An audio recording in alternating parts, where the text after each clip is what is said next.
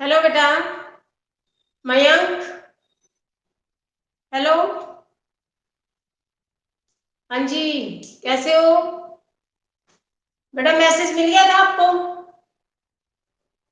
कि आज से आपकी ऑनलाइन क्लासेस है 7th क्लास की। हेलो।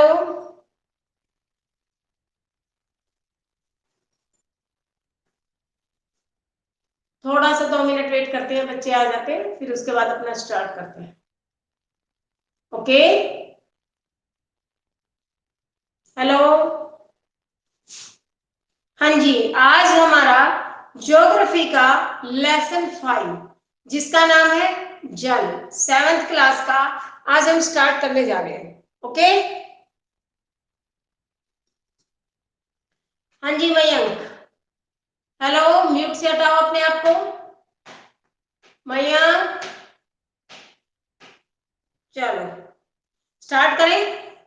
सबसे पहले हम देखते हैं कि याद रखने योग्य नए शब्द। इसमें सबसे पहले दिया गया है महासागर, यानी जल के विशाल भंडार। जल के विशाल भंडार जहां पर पानी ही पानी हो, महाद्वीप को चारों ओर से घेरे हुए हो, ऐसा स्थान जो जल से भरा हुआ हो क्या कहलाएगा? महासागर। लवणता, लवण का मतलब होता है नमक, जिसमें नमक की मात्रा होगी, यानी महासागरों का पानी जिसमें लवण की मात्रा हो, घुले हुए लवण जैसा स्वाद आए, वो क्या कहलाता है? लवणता।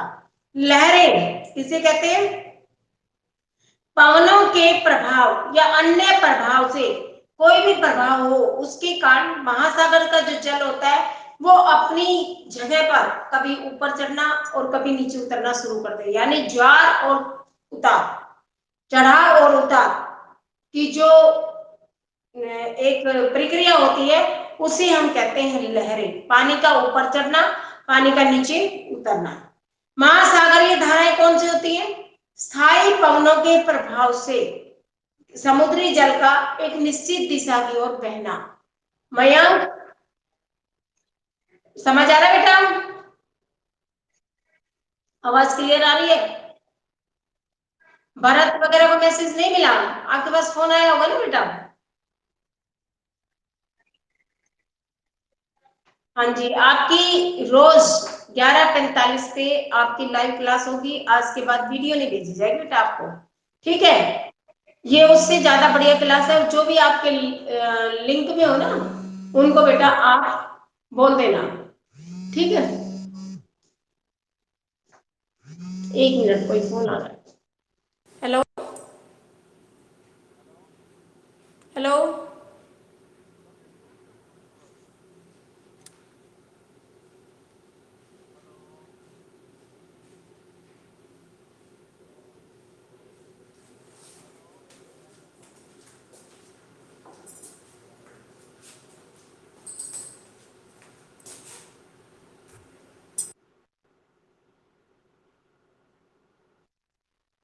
हाँ जी, क्लास स्टार्ट होगी आपकी दोबारा। आ रही है आवाज मयंक? हाँ जी बेटा, जो तेरे लिंक में बच्चे हो ना, आपके लिंक में जैसे भरत था, आशीष था, जो भी आपके लिंक में बच्चे हो उनको बता दो कि कल से, मतलब आज से आपकी लाइव क्लासेस शुरू होगी। जो भी पढ़ाई होगी ना आपकी, वो आपको इसी तरह से होगी, ठीक है? यहाँ पर क्या है, हम आपसे आमने सामने बात कर सकते हैं, आपकी कोई प्रॉब्लम से उसको सॉल्यूशन दे सकते हैं, आप कुछ पूछ सकते हो, हम तुरंत आपको समझा सकते हैं, ठीक है ना? नोटबुक चेक कर सकते हैं आपकी। अगर आप वैसे हो वीडियो के थ्रू तो हम भेज सकते हैं, आप खोल के देखो उसको, फिर दिक्कत होगी तो नेक्स्ट डे पूछोगे, आपको यहाँ एट ए टाइम जवाब मिलेगा आपकी चीज का, ठीक है बेटा? हाँ, आज हम पढ़ रहे हैं लेसन 5 7th क्लास का जल, ज्योग्राफी का।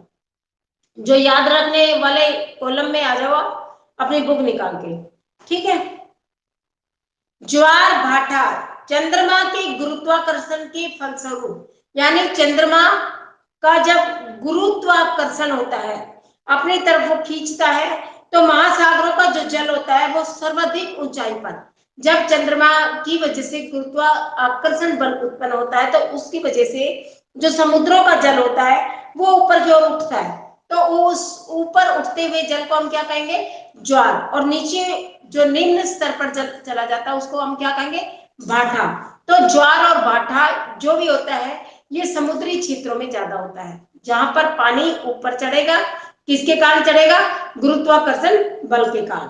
उसके बाद सुनामी, जल के नीचे भूकंप, जो पानी है हमारा उसके नीचे एक सतह सी होती है, वहां पर भूकंप आना, भूस्खलन, धरती का खिसकना, ज्वालामुखी उद्गार, ज्वालामुखी जैसी प्रक्रियाओं का होना, ज्वालामुखी का फटना, और उल्का पिंड के आपस में टकराने के कारण, जब समुद्र के अंदर, जब मान लो एक समुद्र है, उसकी सतह है, उसके नीचे कभी ज्वालामुखी की क्रिया हो सकती है, ज्वालामुखी लावे के रूप में बाहर निकलेगा चट्टानों से, तो घड़घड़ाहट की आवाज आएगी और अलग हटेंगी वो, तो वहां पर जब वो आएगा तो भयंकर तबाही लेकर आता है, जिसे सुनामी का रूप दे दिया जाता है। अभी देखो कुछ दिन पहले आंध्र प्रदेश में इस तरह की सुनामी की वो बता रहे हैं घटना की हो सकती है।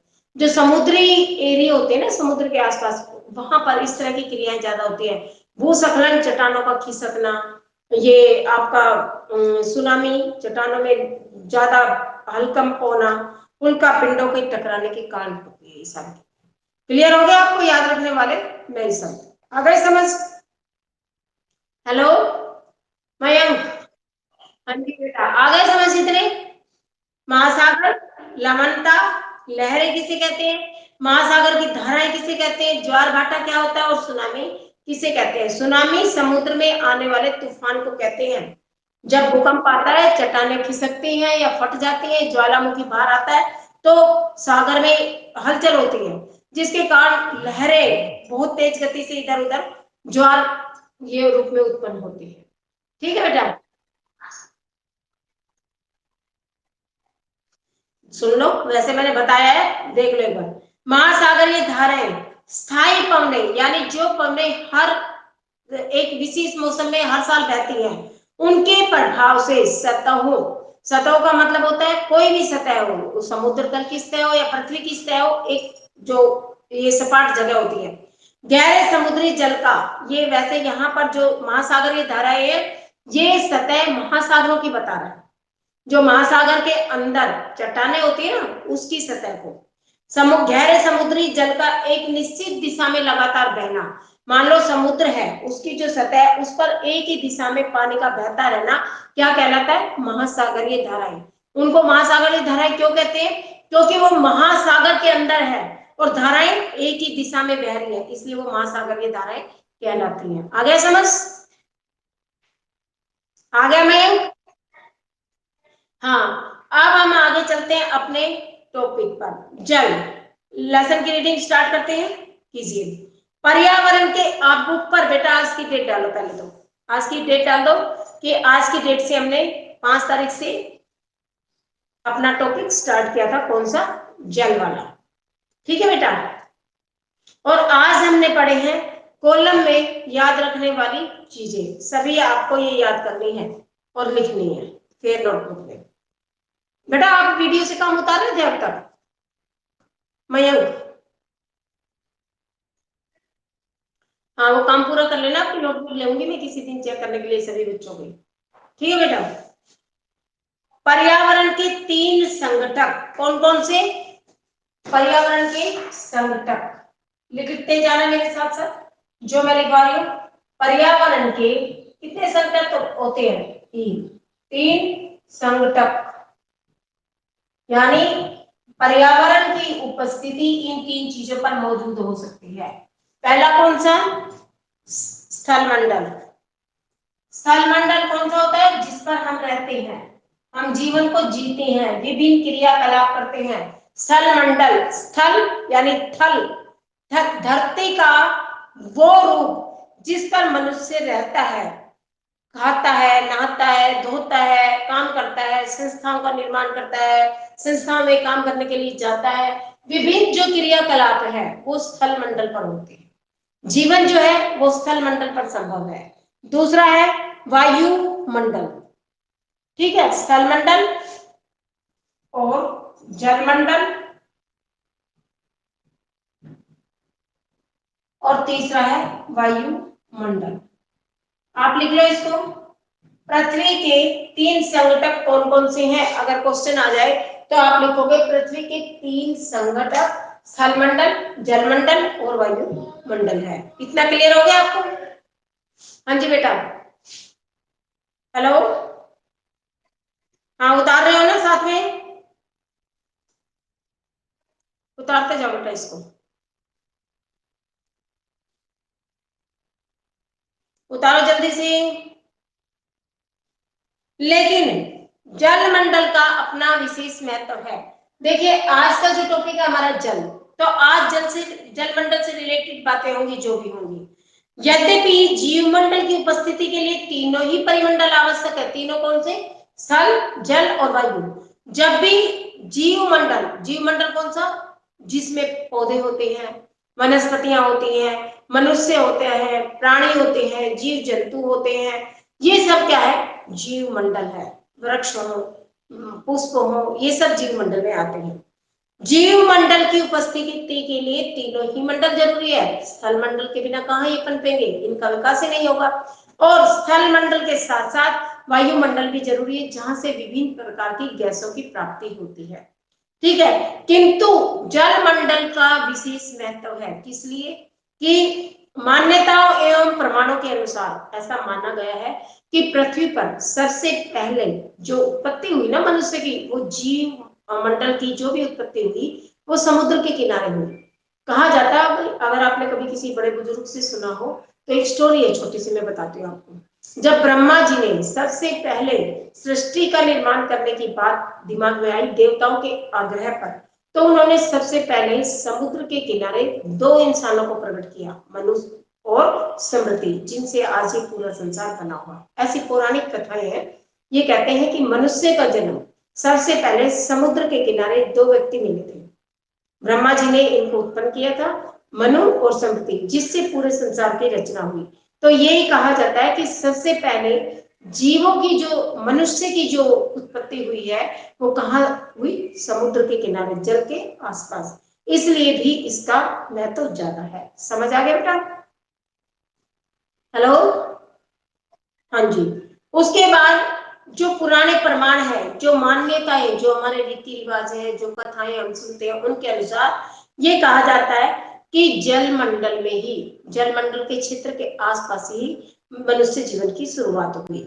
आज भी जलीय क्षेत्रों में, आज जो जलीय क्षेत्र है ना, जो जैसे समुद्र है, नदियां हैं, जोड़ है, तालाब है, उनमें ये कहा जाता है कि जीवों की जो संख्या है वो अन्य क्षेत्रों की बजाय ज्यादा है। वायुमंडल में तो जीव, हमें गैसें हैं, जीव है ही नहीं। तो स्थल मंडल पर है उससे भी ज्यादा। कहां पर मिलेंगे आपको? जल मंडल में। जल को जीवन का आधार कहा गया है। देखिए जल के बिना हम कुछ काम नहीं कर सकते, ना जी सकते हैं, ना दैनिक कार्यों को कर सकते हैं, ना विद्युत उत्पादन कर सकते हैं, ना कृषि के लिए हमें पानी मिल पाएगा, ना ही हम अपने जैसे कपड़े धोना, बर्तन मांजना, साफ सफाई करना, खाना बनाना, पीना, ऐसी विभिन्न क्रियाएं हैं। उद्योगों में भी पानी की जरूरत होती है। मतलब कोई काम ऐसा सोचो आप कि जल के बिना हो सकता है क्या? पॉसिबल है पॉसिबल बेटा? नहीं है ना।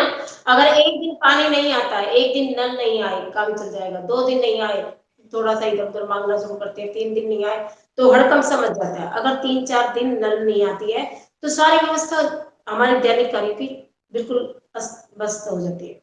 अस्त व्यस्त होने के कारण हम अपनी दिनचर्या पूरे ढंग से नहीं जी पाते हैं। पानी लेट आने से सारा काम बिगड़ जाएगा। तो ये देखो, जब 4-5 दिन में ऐसी स्थिति हो सकती है तो पानी खत्म ही हो जाए तो क्या कंडीशन होगी? तो क्या संभव है जीना? नहीं जी सकते ना हम जल के बिना। तो जल को क्या कहा गया? जीवन का आधार। अगर जल है तो जीवन है, नहीं तो जीवन भी नहीं है। और सभी को जीवन में पानी चाहिए, चाहे वो मनुष्य हो, चाहे वो पौधे हो, चाहे ये जीव जंतु, पशुओं को भी पानी की जरूरत होती है। जल के अभाव में पेड़ पौधे व जीव जंतु जीवित नहीं रह सकते। मैंने बताया ना आपको, पानी के बिना ना तो पेड़ पौधे विकसित होंगे, उनको पानी दिया जाता है तभी तो वो थोड़े बड़े होते हैं, ग्रो करते हैं, फल फ्रूट देते हैं। अगर नहीं तो वो पानी नहीं मिलेगा, धीरे धीरे वो सूख जाएंगे, सूख के झड़ने शुरू हो जाएंगे। इसी तरह से मनुष्य, पानी मिलेगा तो उसका जीवन है, अदरवाइज वो मर जाएगा। इसी तरह से आप मछलियों को ले लो, कई प्राणी, मतलब कई जीव जंतु ऐसे हैं जो पानी पे डिपेंड है। मछलियां है, मेंढक है, ये ऐसे बहुत सारे जीव हैं, जलीय जीव भी बहुत सारे हैं जो पानी के बिना जी ही नहीं पाते हैं। तो जल को जीवन का आधार, एक मुख्य शिला माना गया। वायुमंडल में ताप नियंत्रण के लिए कार्बन डाइऑक्साइड गैस के साथ साथ जलवाष्प भी उत्तरदायी है। यानी जो सूर्य का प्रकाश आता है धरती पर, तो उसके ताप को नियंत्रित करने के लिए किन चीजों की जरूरत होती है? जल वाष्पों की, कार्बन डाइऑक्साइड की। अब ये जल वाष्प हमें कहां से प्राप्त होंगे? पानी से होंगे। तो पानी नहीं होगा तो जल वाष्प कहां से उत्पन्न होंगे? इस कहने का तात्पर्य क्या है कि जल अपने आप में एक महत्वपूर्ण वस्तु है जिसके बिना हम जीने की कल्पना नहीं कर सकते। जीने के लिए बहुत अति आवश्यक जरूरत है। इसलिए स्पष्ट है कि जलमंडल का प्रभाव वायुमंडल पर भी है। ये कहा गया है कि जलमंडल का जो प्रभाव है वो किस पर है? वायुमंडल पर भी है। अब पृथ्वी पर आपको समझ आ गया कि जल का क्या महत्व है। अगर आपसे कोई पूछे कि जल के क्या क्या उपयोग हैं तो समझ आ गया भैया? हाँ जी। अब हम चलते हैं कि पृथ्वी पर जल का वितरण किस तरह से हम कर सकते हैं, कहां कहां से, मतलब जल हमें प्राप्त कहां कहां से होता है और कितना जल पीने लायक है, कितना नहीं पीने के लायक है, कितना साफ स्वच्छ पानी है, हमें कहां से प्राप्त होगा। तो ये तो पर्यावरण के 3 संकट थे। अब यहाँ पर हम पढ़ते हैं जल का वितरण। दूसरा टॉपिक है आज हमारा जल का वितरण।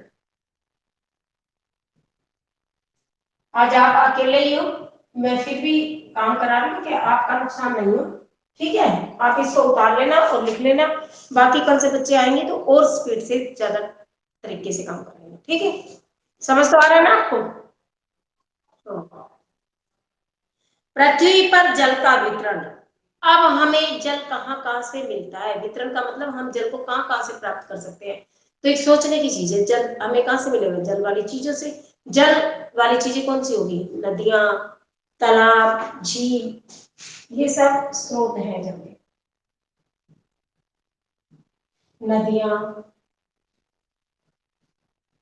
जहां जहां पानी इकट्ठा होता है, जहां जहां से हम पानी को देखते हैं, पाते हैं, वहां से नदियां, तालाब, झीलें, सागर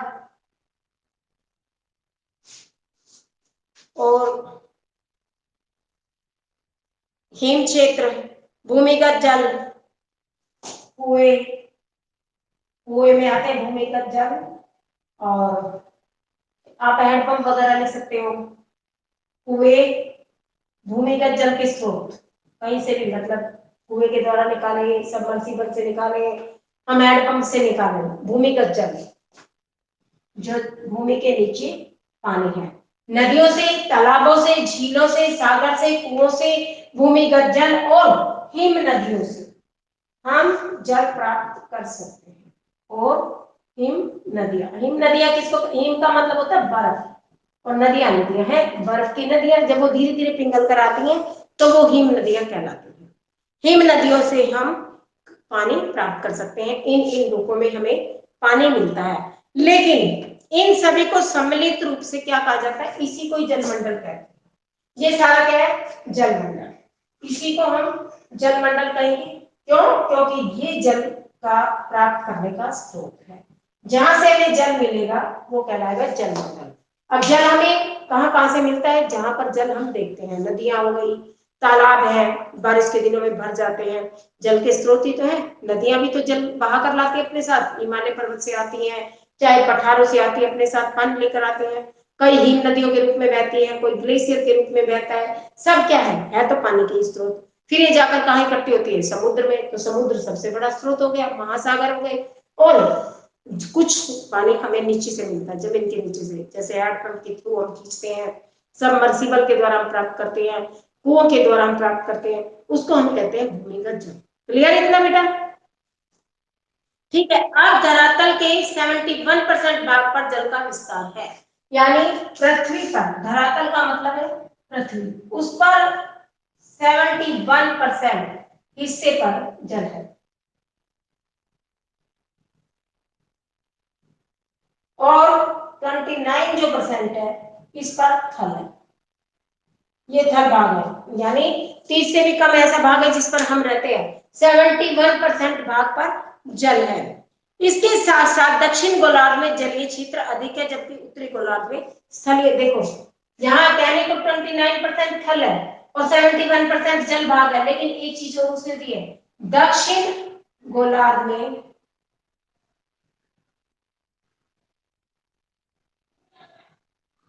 क्या ज्यादा है, जल भाग ज्यादा है। आपको ध्यान रखना है और ये नोटिस भी करना बेटा, लिख लेना। दिख रहा है ना आपको यहां से, मयंक दिख रहा है ना, उतार रहे हो ना। उत्तरी गोलार्ध में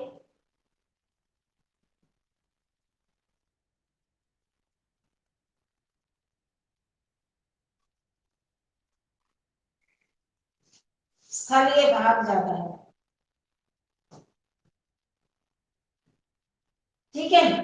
स्थल का मतलब जमीन में ज्यादा है, और दक्षिणी गोलार्ध में ये जल भाग ज्यादा है। आपको ये ध्यान रखना है। पृथ्वी पर उपस्थित जलमंडल का 97% जो भाग है, जो हमारी पृथ्वी पर, ये तो हो गया हमें जल और थल का हिस्सा, लेकिन जल का जो 100% भाग है हमें वो पूरे का पूरा नहीं मिलता। हालांकि कहा क्या जाता है कि 97% जो भी भाग है वो सागरों में और महासागरों में स्थित है। कहां कहां पर, समुद्रों में और बड़े महासमुद्रों में। लेकिन 3% जल जो है वो जो हमें नदियों से प्राप्त होता है, भूमिगत जल है, या बर्फ से प्राप्त होता है, या झीलों या तालाबों के रूप में पाया जाता है, केवल वही हमारे पीने के काम में आता है। देखो समुद्रों का पानी कैसा है, नमकीन है, लवणीय है, तो उससे हम कुछ नहीं कर सकते हैं, कपड़े भी साफ नहीं धो सकते हैं, ना ही हम उनसे कोई और दैनिक क्रियाकलाप कर सकते हैं, नमक जरूर प्राप्त कर सकते हैं। लेकिन जो पीने में प्रयुक्त करते हैं हम, वो हमेशा नदियों का पानी होता है, बारिश का पानी होता है, वो ज्यादा उपयोगी होता है। समुद्री जल में नमक की मात्रा होने के कारण, लवण घुलने होने के कारण हम उसे प्रयोग में नहीं ला सकते। आपको ध्यान रखना है कि समुद्र का जल जो होता है वो लवणीय है। 97% भाग कह सकते हैं हमारे पास जल के स्रोत हैं, लेकिन केवल कितना परसेंट, 3%, केवल 3% हिस्सा जल का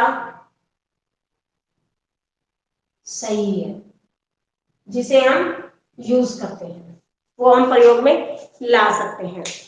नदियों, कुओं, झीलों और भूमिगत जल स्रोतों में उपस्थित अलवण जल। अब दो चीजें निकल कर आती हैं। आप बताओ मयंक, आपने इतनी देर पढ़ा है, आप ये बताओ लवणीय जल हमें कहां से प्राप्त होगा, लवणीय जल की प्राप्ति हम कहां कहां से कर सकते हैं।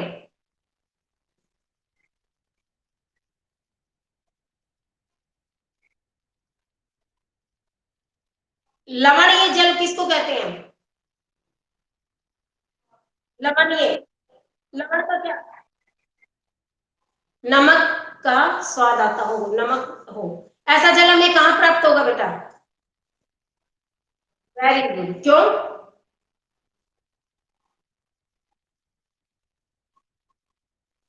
तो फिर हम पीने का पानी कहां से प्राप्त करेंगे बेटा।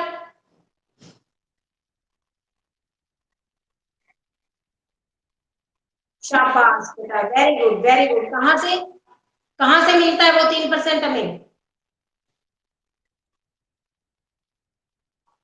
नदियों द्वारा, और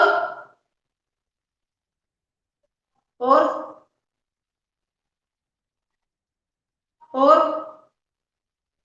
जो भूमिगत जल होता है, जिस आप तो गांव में रहते हो तो आपको तो पता है, कुएं से, हैंडपंप से, सबमर्सिबल से हम भूमिगत जल को भी प्राप्त करते हैं, वो भी हमारे लिए पीने लायक होता है।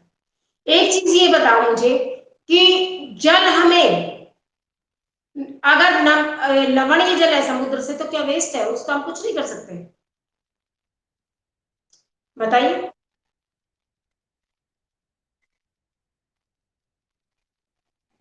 फिल्टर करके अच्छा मिल सकता है, लेकिन उसको, उसका हम यूज फिल्टर करने की बजाय और कहाँ कर सकते हैं।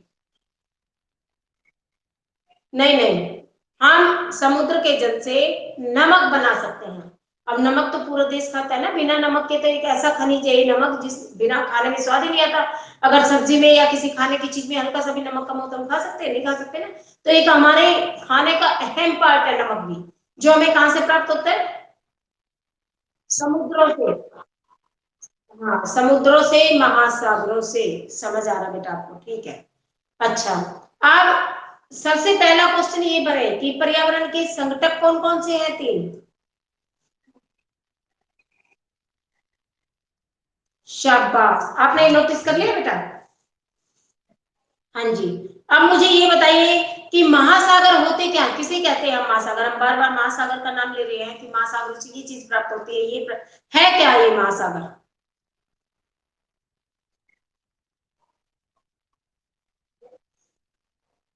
नहीं, नमक तो होता ही है, लेकिन महासागर है क्या?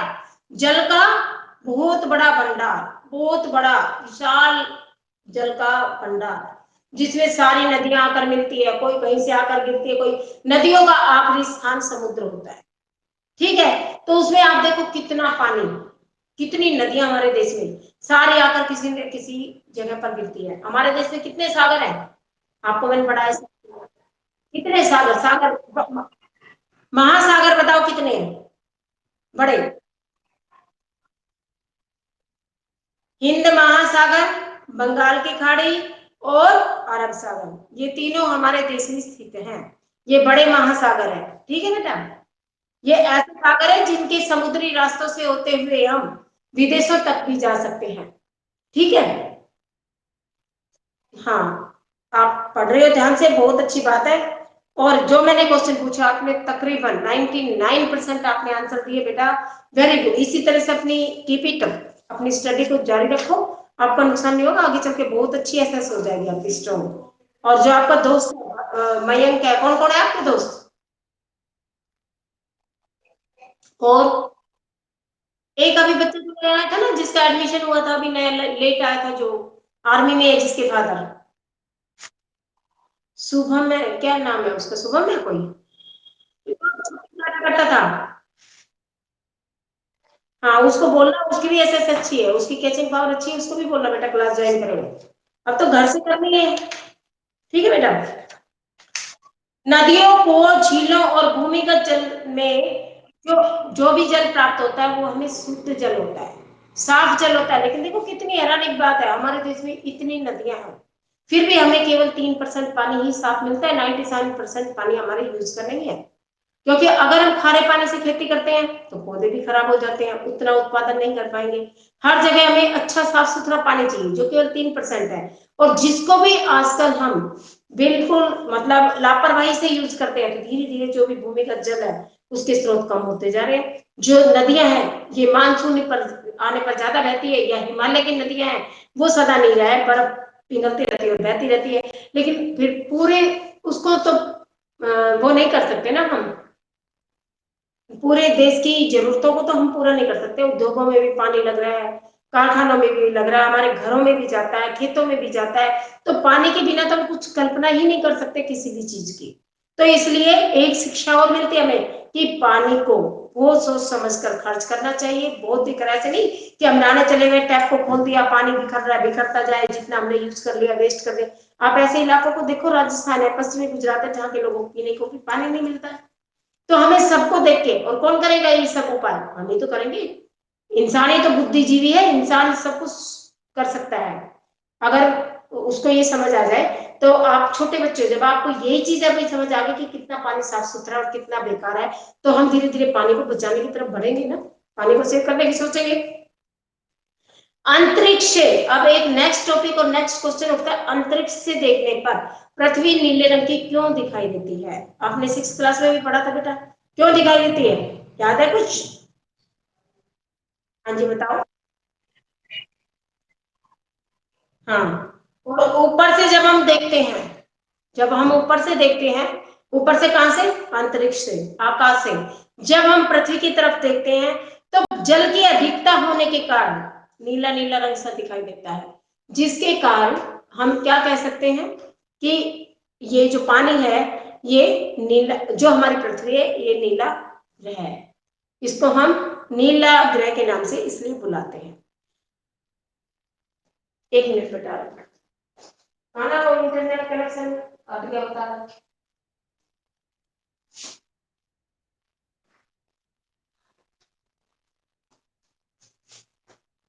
ठीक है बेटा, पृथ्वी पर जल की अधिकता होने के कारण इसे नीला ग्रह कहा जाता है, और जल की उपस्थिति होने के कारण इसको जलीय ग्रह भी कहा गया है। इस प्रकार पृथ्वी के दो नाम हो गए, कौन कौन से?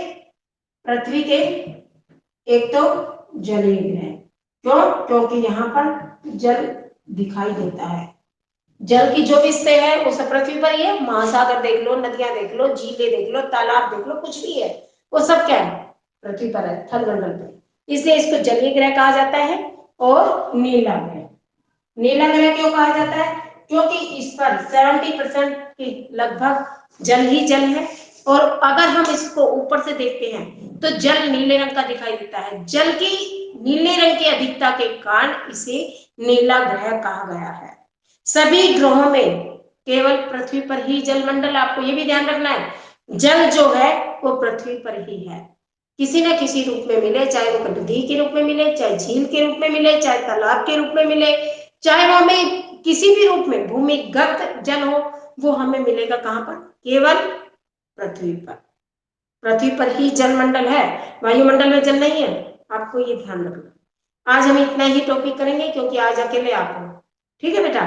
जो भी आज की होगी रिकॉर्डिंग वो मैं भेज दूंगी, आप देख लेना, इसका लिंक भेज दूंगी मैं CRF पे या आपके इसमें, ठीक है? और बाकी बच्चे, हाँ अभी वैसे हैं 5-7 मिनट, लेकिन बच्चे नहीं जुड़े, इसकी वजह से फिर आगे अगले हो सकता है कल आ जाए ज्यादा, इसलिए आज मैंने थोड़ा सा करा है कि ज्यादा बच्चे आएंगे तो ज्यादा अच्छे से समझ आएगा। अब होते तो मैं आज एक और करा देती और फिर उसका दोबारा ना कराना पड़े, इसलिए इसकी रिकॉर्डिंग में भेज दूंगी। और नेक्स्ट जो भी होगा कल, इससे अगला टॉपिक वो हम कल करेंगे। आज आप इस संबंधित मैं बोर्ड की पिक भेज दूंगी, इसको देख लो, और जो भी आपके क्वेश्चंस बनते हैं बेटा आपने नोट कर लिए थे, मैं CRF पे भेजती जा रही थी जो, वो सारे आप वहां से देखा करो। मैं उस जितना मैंने आज पढ़ाया है इससे संबंधित जितने भी क्वेश्चंस बनते हैं मैं CRF पे डाल देती हूँ, आप वहां से उठा लिया कर, तो आपका साथ साथ दोनों काम चलते रहेंगे। अभी जैसे मैंने समझाया है इससे रिलेटेड जो भी क्वेश्चन बन रहे हैं मैं वहां दूंगी, तो आपको समझ आने के साथ साथ वो लर्न भी हो जाएंगे, जल्दी याद नहीं करना पड़ेगा उनको, इतनी ज्यादा मेहनत नहीं करनी पड़ेगी याद करने में। जैसे मैंने यहाँ करा है उसको तुरंत रिवाइज करोगे, लिखोगे, आपको तुरंत माइंड में बैठ जाएगा। तो आप ही की सुविधा के लिए मैं साथ साथ देती हूँ, आप ऐप खोल के देखो। और बेटा टोटल कितने बच्चे थे? 13 थे ना शायद अपने ग्रुप में, हिंदी मीडियम में। हाँ, तो जितने बच्चों को हो सके पॉसिबल आप फोन करना, क्योंकि मेरे पास तो ये बच्चे ना तो फोन नंबर है, आप तो आपस में लिंक में रहते हो, ठीक है? कोशिश करूंगी मैं अरेंज करने की, 6 क्लास वाले बच्चों के तो फोन नंबर मेरे पास है, जो लेकिन नए बच्चे आए हैं ना, जो अभी मीडियम से हिंदी मीडियम चेंज किया, उन बच्चों की बात कर रही हूँ, उनका मेरे पास कोई भी कुछ भी नहीं है इन्फॉर्मेशन। तो उन बच्चों को अगर आप जानते हो तो आप किसी, जो जैसे आपका कोई दोस्त है वो उनको जानता है, तो उन तक ये मैसेज आप कर दो। हाँ, जितने ज्यादा बच्चे क्लास में होंगे, आपने खुद देखा, आप खुद बताओ वीडियो बेस्ट या ऑनलाइन क्लास बेस्ट? आपने खुद, है ना? तो इससे ज्यादा जुड़ोगे आप लोगों को फायदा है। इसमें सेम पढ़ाई ऐसे हो रही है जैसे हम क्लास में पढ़ रहे हैं। कोई दिक्कत हो वो सामने के सामने पूछ सकते हो, मैं बता सकती हूँ। कोई चीज नहीं समझ आ रही उसको वहीं की वहीं क्लियर करें, दूसरे दिन की वेट क्यों करें हम, है ना? आज के कौन से क्वेश्चन बनेंगे? आज के क्वेश्चन बनेगा आपका, देखते हैं पीछे से निकाल के। पृथ्वी पर जल के विशालतम भंडार है, पहली एक्सरसाइज देखो, जो जितना भी हम साथ साथ पढ़ते जाएंगे ना उसी को टिक करते जाएंगे। बहुविकल्पी प्रश्न, सही विकल्प के सामने ठीक का निशान लगाइए। पृथ्वी पर जल के विशालतम भंडार है, कौन कौन से? नदियां, सागर, झीलें या महासागर? बताओ, आपने अभी पढ़ा है, कौन सा आएगा इसमें बेटा? हाँ, टिक करो इसको, महासागर, क्योंकि सारी नदियां भी यहीं जाकर मिलती है, जोड़ तालाबों का पानी भी यहीं से आता है और यहीं जाएगा, तो हम क्या कहेंगे? जलवाष्पों के थ्रू जाता है वो, ठीक है? तो सबसे जो बड़े भंडार है वो क्या है? महासागर, टिक कर लो इसको। महासागर में जल की किसी एक दिशा में निरंतर गति क्या कहलाएगी? अभी मैंने समझाया था, लहरें, ज्वार भाटा, महासागरीय धारा, या उपयुक्त में से कोई भी नहीं। जल की किसी एक दिशा में निरंतर गति, ध्यान से पढ़ो, गलत। महासागरीय धाराएं, गह वाला पोर्शन आएगा, क्योंकि ये एक दिशा में निरंतर गति करती है। महासागर की लवणता निम्नलिखित में से किस पर निर्भर करती है? ताप पर, वाष्पीकरण की दर पे, अलवण की जल की पूर्ति और उपयुक्त सभी। जो लवणता है समुद्र में वो किस पर निर्भर करती है? ताप पर करेगी, वाष्पीकरण की दर पे करेगी। अभी आया नहीं है शायद, ये आपने पढ़ाया नहीं है, बस ये 2 क्वेश्चन निकलते हैं, आप इनको देख लो। ठीक है, एक ये निकल रहा है खाली स्थान। सही विकल्प का चयन करके रिक्त स्थानों को भरिए। पृथ्वी के लगभग कितने प्रतिशत भाग पर जल है? दूसरी एक्सरसाइज में। हाँ, भरो इसको 71। समुद्र के जल में घुले लवण की मात्रा जल को डैश क्या कहलाती है? समुद्र के जल में जो पानी है समुद्र का, उसमें जो जल लवण की मात्रा है वो क्या कहलाएगी? लवणता। करो टिक इसको, बस 2 ही आ रहे आपके। ठीक है, अब ये कह रहा है जलमंडल से क्या तात्पर्य है? पहला क्वेश्चन का आंसर, जलमंडल किसे कहते हैं? कहने का तात्पर्य ये है इसका, जलमंडल से क्या तात्पर्य है? क्या आंसर दोगे आप? यहां से निशान लगा लो बेटा। पृथ्वी पर जल का वितरण है आपका टॉपिक, दिख रहा है? देखो अब आ रही है बस। चलो तो इतना ही ठीक है, फिर कल क्वेश्चन कल करा दूंगी इसमें। ठीक है बेटा, आपकी इससे अगली क्लास किस चीज की है?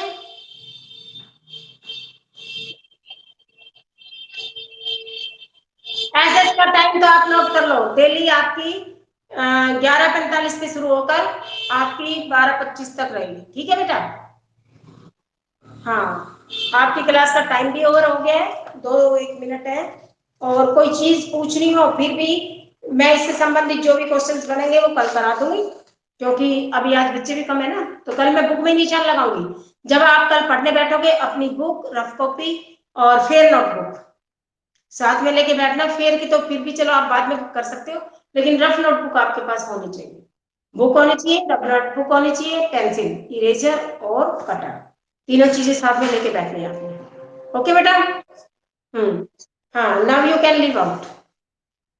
ओके, गुड आफ्टरनून बेटा। हाँ जी, गुड आफ्टरनून।